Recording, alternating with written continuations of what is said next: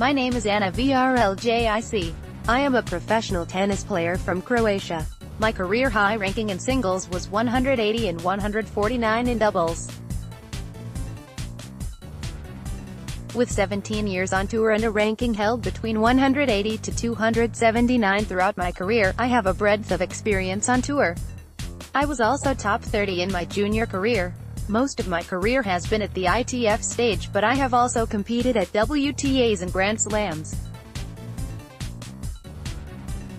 I have experienced all the major changes, from entering and withdrawing tournaments by fax to having everything online just by one click. I witnessed the bonus points, trying short sets to 4, and playing with outlets, just to name a few. The list is endless. For example, when they changed doubles from a full third set to a match tiebreak, it came as a huge shock to players, but with some time, we have adapted and are now happy with it. Every year we get updates about rule changes, but with the ITF and WTA, ATP coming up with different rules, it makes it hard to keep up with the constant change. Over the years there has been a lot of chop and change to the rules, and with time the players have come to accept them. But the new rules have been a different thing entirely. We cannot accept this new system, and the frustration, sadness and anger is consuming for the majority of players. Just by reducing the draw size, players' freedom to participate and compete on the professional circuit has been wrenched from their grips. Tennis is a sport where anyone can play, and anyone can beat anyone. When players can't get into tournaments, it seems that the ITF wants to reduce participation, which, to any organization or business, would be madness and baffling. The players do not receive any help from tennis organizations. We players pay an annual membership fee, we pay an entry fee every tournament, and any fines from violating rules is pocketed by the organizations, so why would it make any sense to reduce the number of players? What is the logical explanation for creating new rules that do not seem to benefit anyone? What cost do the ITF endure to have a tennis player pursuing their dream? Does it cost the organizations anything? Players pay their own way entirely, from travel to accommodation. If a parent wants to invest in their child and their child's dream of becoming a tennis player, I believe it should be allowed. The tennis organizations need to be focusing on increasing participation. Why would you take away a sport that can enrich lives? Just 1 year on the tour can teach a player lessons that he can apply to all aspects of life. I believe tennis players learn so many life lessons and skills on the professional tour that it is important to allow as many people as possible the chance to experience the tour and use those skills later in life. Have any one of you who are involved in this rule change ever been at a tennis tournament? Have any of you been on court with us to see the struggle we face every week, every day? I don't think any of you are aware of what is really happening on court, so you don't really know our point of view. Similarly, I don't know what is happening in board meetings, so I cannot understand your point of view or for whom your decisions are made. These changes certainly are not for us, the players, as they are forcing us not to play. We are aware of some of the discussions that are happening in meetings with the ATP and WTA, but we don't see any effort from the ITF to work together with them. It seems to us that what is happening is for the wrong reasons. Signing contracts with companies that only bring trouble to players is not caring for players' well-being. Since Live Score started, most of the players have received life-threatening messages, killing their whole family, wishing them cancer, and many more awful sentiments. Everyone is allowed to enter tournament sites, and we don't know who is capable of actually doing something harmful to us. Meanwhile, the ITF are gathering profit from the companies they have contracts with. That is why I decided to write you this letter. This letter is coming from all of us. Each player had a word, thought, idea that I tried to put together into one letter. So this is not just one player voicing her sadness, confusion, and frustration. It is from all of us. I believe that we players are, in a way, family. We all share a lot of experiences, some highs and some lows. This letter even comes from top players. Even though they aren't directly affected by these rules, they want to stand behind us to improve the sport, not ruin it. We cannot accept the following and we are asking for urgent action and an adjustment to these rules. 1. From two different ranking systems, ITF Transition Tour and WTA or ATP ranking, to just one WTA or ATP ranking. Explanation from the player's point of view. Let's say a player is starting out or they are injured and have to start from $15,000 tournaments. To transition from this level, they must climb approximately the top 30 ITF ranking spots in order to play the $25,000 level. If there are three $25,000 in 1 week, only 15 players from the ITF Transition Tour will have a spot.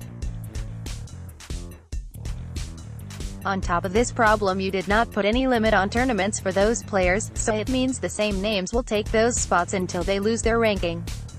After this cruel climb to top 30, he has to start again from zero to climb in the next ranking. Why do we have to do the same job twice? A men's example of how difficult making the transition from futures to challengers has become. First, you need to build an ITF ranking and become ranked in the top 20 approximately to be able to compete in some challengers. That means you need to earn 730 ITF points. Therefore, you need to win 7 $15,000 men's tournaments to be top 30. If a very good player is able to do that in half a year, he can compete the next half a year in the challengers. Then he needs to perform so well in the challengers that he makes enough ATP points. 115 makes you ranked 300 to stay in the challengers based on his ATP points. If he doesn't make enough ATP points in those 6 months, he has a problem, because after 12 months his ITF points start to drop, and the cycle starts again. The player needs to defend his incredible run from the year before in the futures to be able to enter the challengers again. And how many players can win 7 futures in half a year and position himself in the challengers in the 6 months after? Only very, very few. If you can't do this in the same 12 months, you won't break out of the transition tour. The ITF official statements claim you care about players breaking even and moving up more quickly, and yet the system is prohibitive to players even playing. The old system was flawed, but at least we had a chance to give the tournaments choice over the size of their qualification draw, and do not ever limit tournaments to a 24-player qualification. Open men's challenger draws to 32 and not limit to 4. Explanation: on average there are around 4 to 6 tournaments of $15,000 and 2 to 4 tournaments of $25,000 a week worldwide. If the draw is limited to 24, this means 80 to 120 players have the opportunity to play $15,000 and 40 to 80 players have opportunity to play in $25,000 and above. Here we are talking about 120 to 200 players for qualification, and what are the rest of the players supposed to play? I am not going into detailed math predictions, because it is not my area, but merely simple math gives me those numbers, which are way below what we need. Why is the incentive for tournament organizers? If there is a reduced draw size, there are fewer players, and therefore less promotion and money. If this is the case, then surely the natural progression is to cut down on tournaments, and if that is the end result, you are further decreasing participation, and the status of the sport. You, the ITF, have provided a quick and sloppy fix to this issue of there being too few entry spots. For the moment, you have solved the problem by giving organizers choice to make pre-qualifying. Making pre-qualifying is not fixing the problem. It is unsustainable and risking harm to players for multiple reasons. A few reasons are as follows. Many players are forced to go on court after 10 minutes notice for their second or third match in a day due to enormous draw size and therefore volume of matches. Some sites do not allow players to play pre-qualifying if they are not paying for the host accommodations, and many tournaments either do not have pre-qualifying or it is not open and available for all players. This is not a long-term solution or a picture of professional sport. It is exploitation. Pre-qualification, play one singles match per day. Explanation: these matches may look insignificant after they have been reported and written down on paper, but we put everything into these matches. One match can be incredibly physically and mentally exhausting. As far as I know, every other professional sport plays only one match per day. This has been compensated by playing a third set tiebreak, a problem which I will discuss later, but we should still only be asked to play one match. Furthermore, we are umpiring our own first-round matches, so we are not adding any costs for umpires. Why not play one match per day or have the last round of qualification on the same day as the first round of main draw and split the first round of main like most tournaments do anyway? The organization does not have to pay an extra day for personnel, and players can focus on putting all of their energy into one match in a day. This way our bodies have a chance to recover and we won't be destroying them. 2 matches per day will bring many more injuries and misfortune to players. If you care for the players' well-being, you should know what this does to our health. 4. Full third set and qualification stages instead of a match tiebreak. Explanation: anyone who knows tennis understands that tiebreaks are very stressful and a bit of a lottery. It is a 50-50 chance, a mere coin flip, which is not right after battling for 2 sets. A match should be based on actual skills. It takes away the mental, physical and tactical side of the game, and therefore leaving the tie-break down to a lottery and lucky momentum. We did not travel all the way to a tournament to play 2 sets and a tiebreaker, so at least give us the chance to fight for the match in a full third set and test our physical and mental resilience. 5. Remove discrimination against those wanting to pursue only doubles and forcing them to play singles. Explanation: $15,000 transition tour tournament. If someone wants to play doubles only, why would that person be obligated to enter and be accepted to singles in order to have priority for doubles acceptance? This potentially takes the place of someone who wants to play singles, if that player did not want to play singles originally. This only further reduces the opportunity for singles players, amplifying the reduced qualification size problem. We are not juniors where our doubles and singles ranking count towards one ranking. Some want to pursue a career in doubles, either because of their love of the game or because maybe their body cannot withstand both singles and doubles.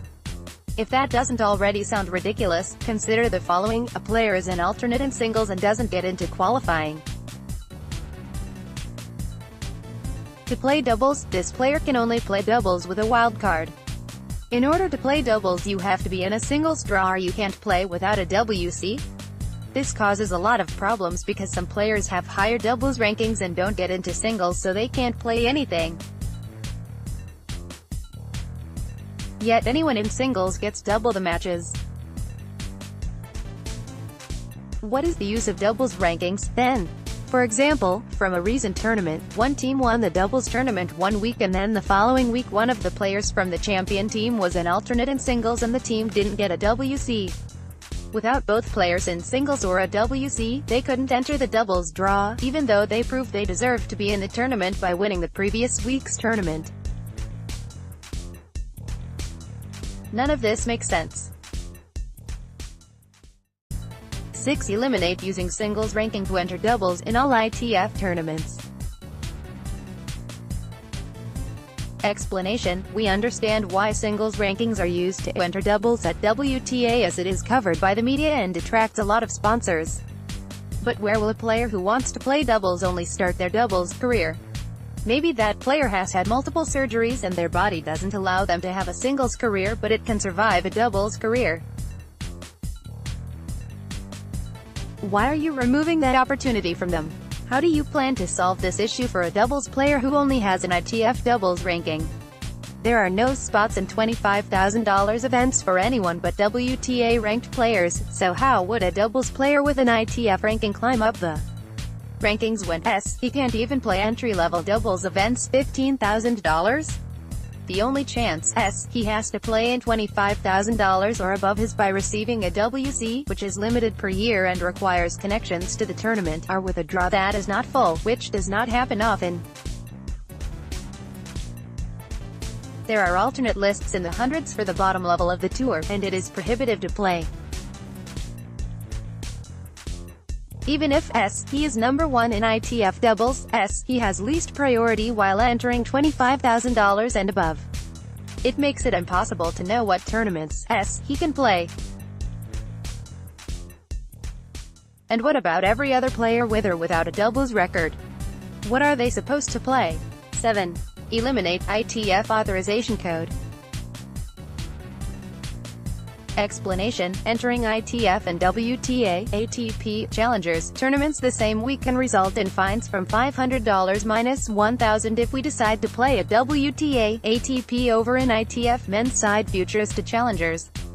Playing WTA, ATP should be encouraged because there are more points and money for players and is a positive move in order to climb up the rankings. We understand the ITF does not want to lose players from their lists, but we need to be able to enter ITFs alongside WTAs, ATPs without the risk of a fine in case we do not get into the WTAs, ATPs. 8. Establish a limit on hotel rates. Explanation: we have seen great effort to get higher prize money, like cutting $10,000 tournaments and having $15,000 minimums. That was a step in the right direction. But what actually happened with tournaments after that? All the resorts raised their room rates. Often, if we do not stay in the official hotel, we cannot practice, or we are given limited times and on a court with no maintenance. Therefore, in order to even get proper facility access, we are forking out more for a bed to sleep in and we do not earn more. Is there not a way to put a restriction on how much a hotel or resort can extort a player? Not having an established ITF policy or agreement allows resorts to penalize any player not staying in the resort by unacceptable restrictions such as requiring an entrance fee, restricting entrance to the club more than 2 hours before their match, revoking eligibility to receive a WC, and others. If resorts have special rates for the rooms, why do they have to make doubles or triples price per player? For example, if resorts quote a room rate at 40–50 euros a night, why can they inflate the rate up to 160 euros a night? This is not fair to the players who have no option but to stay on site. It is simply extortion to make money off of the players. What will happen if we continue with the rules as they exist now? Deter players at all levels from pursuing the professional circuit. There is chaos among players right now because no one can schedule anything, tournaments, travel, training, and all other arrangements as professionals on tour. This is because players don't know if they will get into any tournament.